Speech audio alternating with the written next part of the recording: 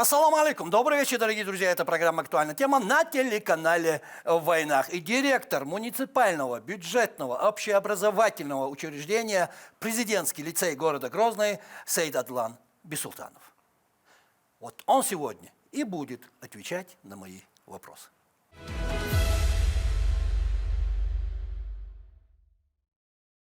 Маршал. Добрый день.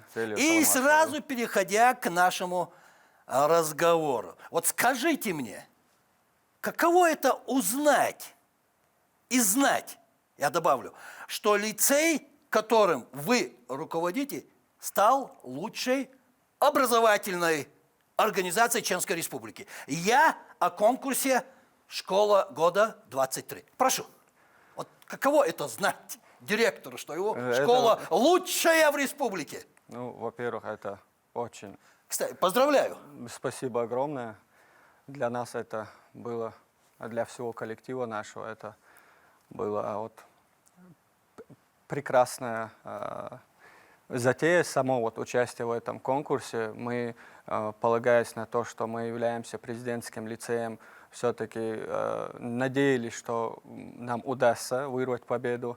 Но оговорюсь, скажу, что школа года, само вот это мероприятие, не будет не слишком скромно, если сказать, что президентский лицей прям таки является лучшей образовательной организацией Чеченской Республики. Это факт говорит, это не я говорю. Ну, школа года это строго конкурс такой говорит. Конкурс, да, ну это носит субъективный характер с какими-то критериями, но при этом я немножко буду скромным. Ну, пожалуйста, это ваше право, пожалуйста. Очень много организаций в Чеченской Республике по разным направлениям. Школа это и учебное направление, и воспитательное, и физкультурное, ну, вы простите меня, вы меня простите, но не каждый год вы становитесь лучшей школой.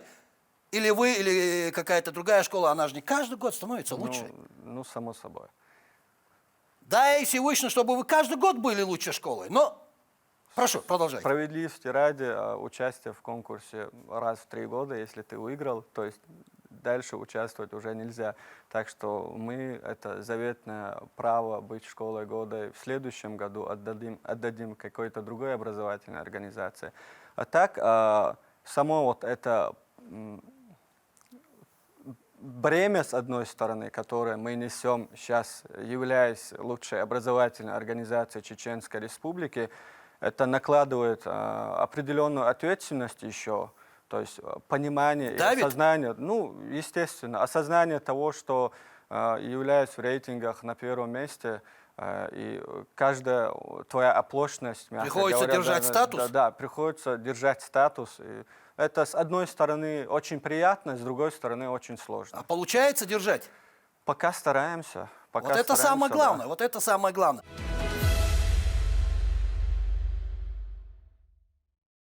Скажите мне, а что собой сегодня представляет муниципальное, бюджетное, общеобразовательное учреждение президентский лицей? Ну, начнем с того, что само вот это понятие лицей, гимназия, школа, они всегда были разграничены. Допустим, лицей это организация, в котором больше акцент делается на точные науки, гимназии, в общем, это гуманитарные науки, и была школа. Вот после... Это к вопросу, чем отличается лицей от школы? Да, после того, как ввели образовательные стандарты, каких-то принципиальных отличий гимназии, лицея и школы их нет. Потому что есть единое образовательное пространство в Российской Федерации, которое обусловлено тем, что очень часто дети переходят из одной образовательной организации в другую. Есть определенные программы, которые идут во всех школах параллельно, чтобы ученикам было удобно переходить из одной организации в другую. А в чем разница, действительно, если вот так посудить? Если подойти так тонко к этому пониманию? Разница лицея, школы, гимназии. Разница в названиях, собственно. Названиях? Да. И все? То есть таких больших принципиальной разницы там нет.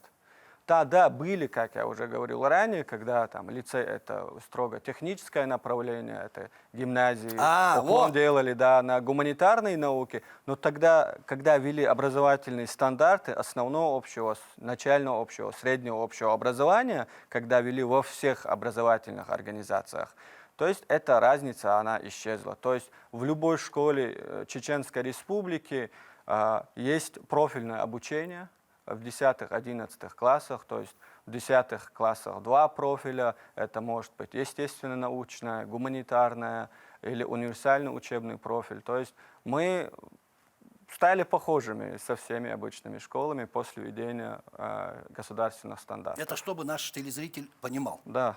в чем разница, есть ли она и нужно ли это понимать. Спасибо. А тогда скажите мне, кто может учиться в вашем лицее? Каковы особенности приема в лице? И вообще, если спросить по-простому, какой он ваш ученик сегодня? Про особенности приема в лицее есть, я немножко буду ссылаться на приказы. Прошу. Есть приказ Минпросвещения России под номером 458, то есть прием в лицей доступен каждому жителю Российской Федерации, в частности Чеченской Республики. Просто есть некоторые особенности, допустим, набор в первый класс, к примеру, которых многих интересует, начинается 1 апреля и заканчивается для людей, которые проживают на микроучастке, заканчивается 30 июня. То есть каждый ребенок, который проживает на микроучастке, который расположен рядом с президентским лицеем, имеет преимущественное право приема. Тот, кто живет ближе к Да, лицею, тот, кто если сказать простым языком. тот, кто живет ближе, имеет преимущественное право зачисления в президентский лицей. И при условии, что остаются свободные вакантные места после приема детей, которые находятся рядом, уже начиная с 6 июля уже начинается прием для детей, которые проживают Но на такого других запрета микроучастках. нет, вы не из нашего района, этого нет. Запрета нет, но при этом дети, которые не проживают в нашем районе, условно говоря, у них зачисление начинается только 6 июля. Я вас понимаю, но некоторые люди могут подумать, если не близко живет, значит вообще туда и не надо и ходить, и суваться. Вот исходя из этого. Да. Это заблуждение. Ну, единственный момент, как я уже говорил, начинается прием только 6 июля и самое главное, при наличии свободных мест в школе. Вот спасибо за эти разъяснения. Опять же, я надеюсь, наш телезритель слышит.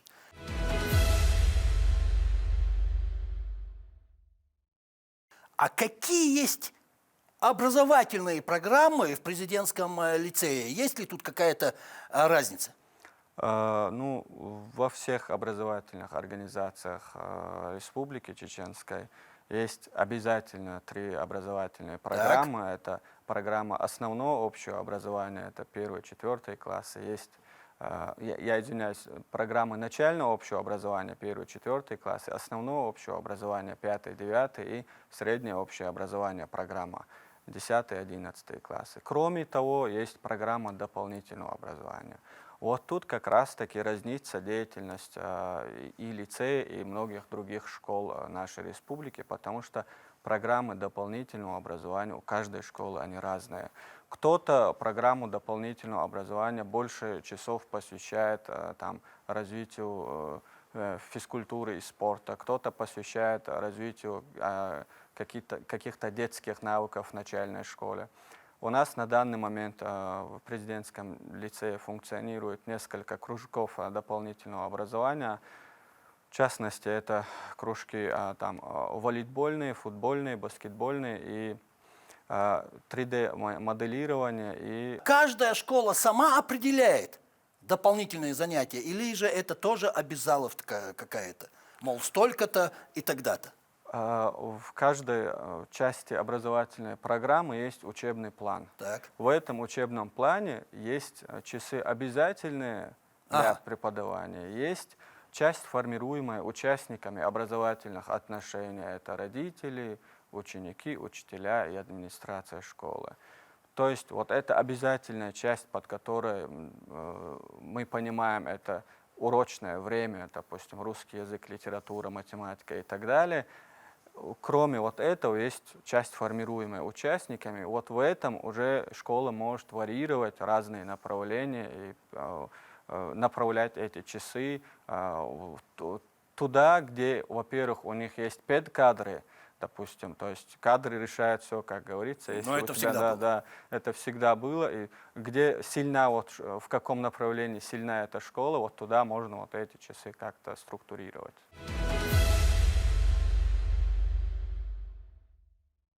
Расскажите об успехах и достижениях за последние годы вашего лицея. Я знаю, что они у вас есть. Я хочу просто, чтобы вы сами их озвучили.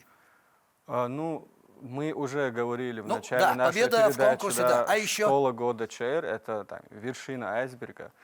В этом году, в марте месяце, мы участвовали в чемпионате Чеченской Республики по функциональной грамотности. В этом году не в 24-м, а в прошедшем, получается, учебном году. Да, В 23-м да, году. в 23-м, да.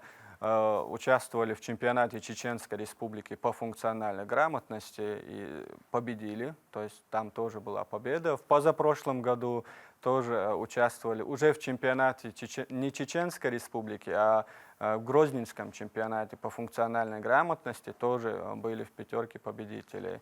А так, наверное, самая главная победа школы — это результаты учащихся. В прошлом году по сдаче ЕГЭ в рейтингах мы были на лидирующих местах в пятерке. То есть очень много... И тут есть рейтинг. Да, образование — это и есть рейтинг на самом Рейтинг деле. есть Да, образование. да. Хорошо сказано.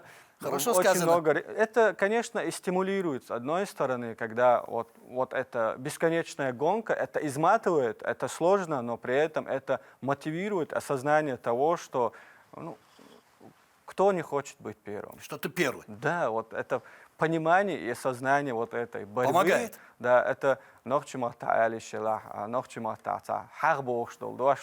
которое не переводится, которое переводится как раз таки на другие языки. Есть понятие ях,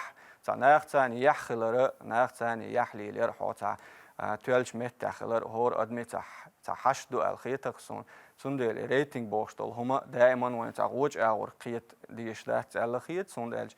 Это мотивирует и тебя, и учителей, и детей, когда они понимают, что, допустим, мы недавно с детьми говорили о том, что есть такой рейтинг ЕГЭ.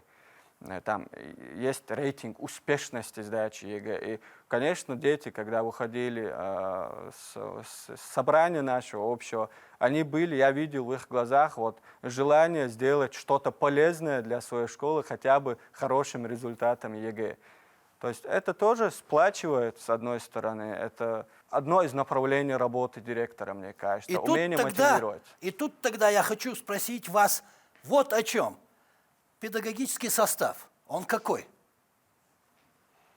Много ли у вас в школе молодых учителей? В лицее... Хватает ли кадров? Как мы уже говорили, кадры решают все. Ну, с кадрами... Голод есть в кадрах? В системе образования кадровый голод в последнее время, можно сказать, чуть увеличился. Это в системе образования? В системе образования. А у вас? У нас, я могу похвастаться, что на данный момент в лицее нет вакансий учителей, то есть у меня штат укомплектован полностью, но при этом я хотел дополнить, вот это увеличение кадрового дефицита, мягко говоря, обусловлен тем, что очень много школ строятся. Я хотел и заявление как раз-таки сделать подрастающему поколению, которое не знает, куда они поступить. Есть очень много программ и даже стипендии, повышенная стипендия и какие-то льготные условия для людей, которые хотят стать учителями. То есть этот рынок, на котором очень много работы, очень сложная, но при этом очень такая благородная профессия учителя. И я хотел просто пожелать нашим выпускникам, которые в этом году также выпускаются и не знают, собственно говоря, куда они хотят поступить или не решили, чтобы они все-таки поступили в педагогические вузы. И работа будет всегда? Да. Вот и притом будет по микроучастку, потому что школ очень много.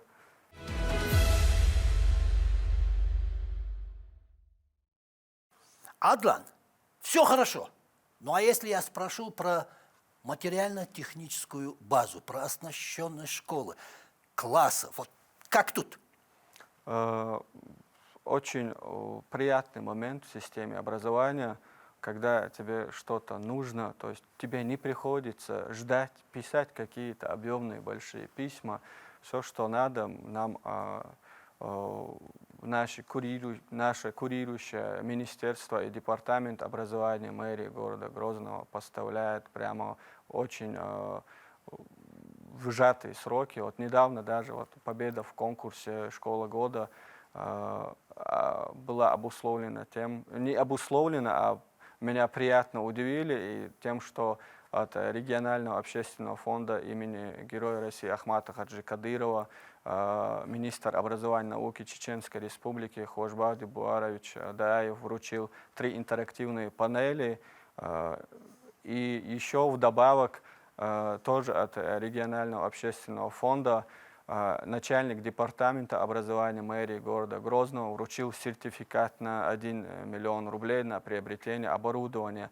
Вот даже если исключить все то, что было вот перечислено мною сейчас, то есть даже без всего этого материально-техническое оснащение в лицее, оно очень хорошее. И не только в лицее, в принципе, наверняка видели в социальных сетях, как каждый То есть день... у нас все есть. Да, каждый день, каждую неделю в разных районах и на сайте Министерства образования, на сайте Департамента образования выставляются подарки своего рода, там, интерактивные панели, какие-то другие средства оснащения, компьютеры и так далее. Каждый раз разные школы, и неважно, городская эта школа, там, сельская, она, то есть ни одна школа, она не остается незамеченной, и везде поставляется все, что нужно для обучения и воспитания будущего. Можно сказать, Чеченской что все Республики. это позволило у вас в лицее,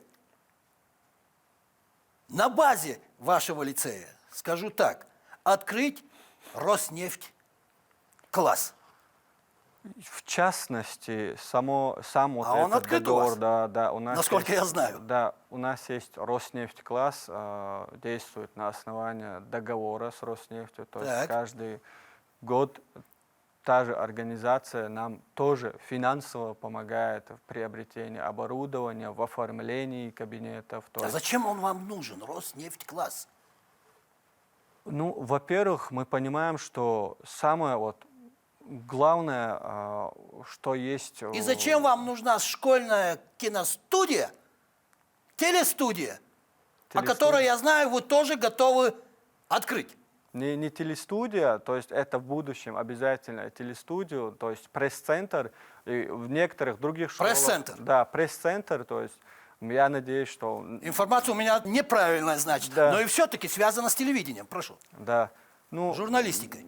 ну, современные дети требуют современного подхода, понимаете? То есть очень много сейчас уклона идет на информатизацию. Дети, хотим мы этого или нет, они лучше нас, лучше взрослых умеют пользоваться телефонами, умеют пользоваться компьютерами. я согласен. Да, и мы понимаем, что пытаться им это запретить, у нас ничего не выйдет. А попытаться направить их в правильное русло, научить их с помощью этого делать какой-то полезный контент, чтобы они в последующем были профориентированы, чтобы они после Лучше окончания... возглавить, чем запретить. Да, абсолютно верно. То есть лучше помочь им найти вот век бесконечного потока информации, мягко говоря. То есть учитель уже, как в прошлом, не выступает единственным носителем информации. То есть учитель, в общем, выступает дирижером, и учитель, и воспитатель, и директор. И нам приходится дирижировать, направлять их в правильное русло именно в понятии использования этих новых современных средств. Целая цитата, новая, этакая. Учитель, дирижер. Мне нравится.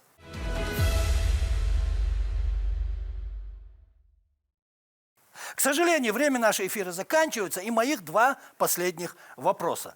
Смотрите, я знаю, что вы участвуете в проекте «Уроки на сцене».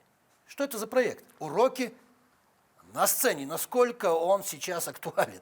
«Уроки на сцене». Уроки на сцене. Это даже... Само название говорит за себя. Да. Уроки на сцене.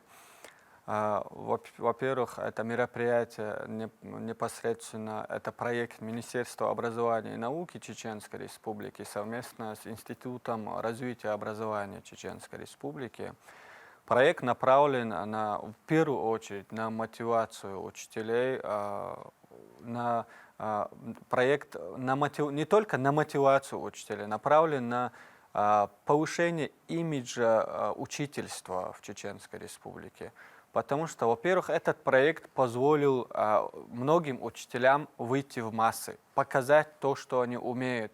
Они поняли, что могут ассимилировать опыт, который у них есть. Они создали некое сообщество, которое постоянно находится в обсуждении, разные телеграм-каналы, соцсети, которые позволяют этим учителям взаимодействовать. А урок прямо на сцене? Да, урок прямо на сцене, зале? да, прямо на сцене, в зале, проходит и в разных школах, то есть используются как площадки разные школы, проходит в Институте развития образования, прямо на сцене ставятся парты, стоит учитель, доска и очень много зрителей. Своего рода театр, на котором мы вживую видим, собственно, чем занимается современный учитель. А на сцене учителя, ученики, на сцене все как учитель, положено? да, на сцене учитель ведет свой урок вместе с детьми,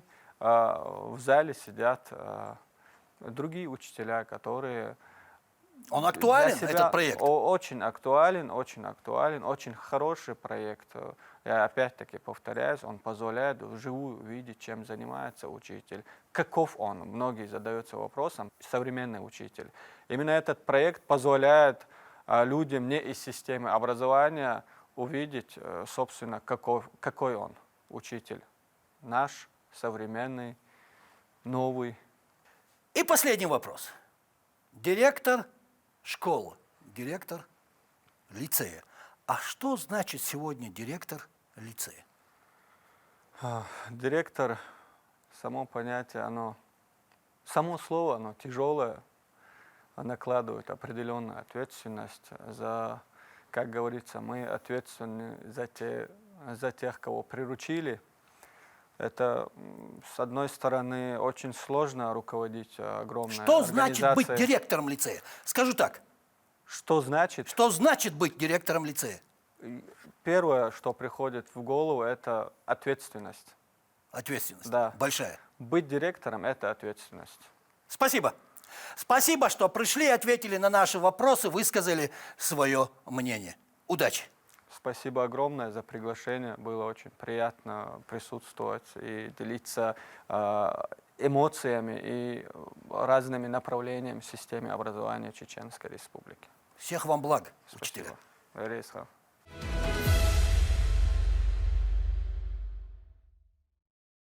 А на сегодня это все, дорогие друзья. Это была программа «Актуальная тема» на телеканале «Войнах». И директор муниципального, бюджетного, общеобразовательного учреждения президентский лицей города Грозный Сейдадлан Бисултанов. И напоследок, дорогие друзья, не болейте, будьте здоровы.